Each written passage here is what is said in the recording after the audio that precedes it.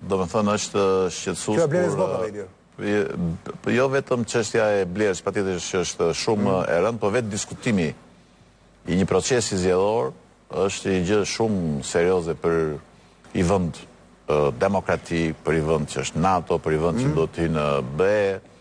Prandaj kjo kërkon patjetër një zgjidhje, kërkon një përgjegjësi maksimale nga të gjithë. Opozita ka drejt, por të mos harrojmë se edhe opozita para 4 vitesh bëri veprime të papranueshme për sa i takon KQZ-s.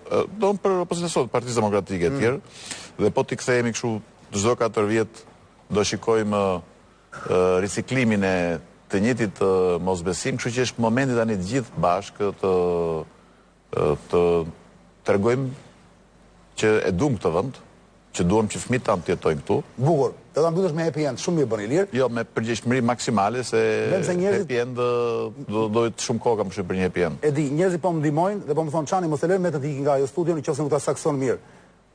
Ka thënë vetëm deri tani president konsensual sa më shumë të jetë mundur, por duhet të sqaroj Ilir Meta, sonte në studion tonë më thonë, president konsensual apo me shumicë 71 vota.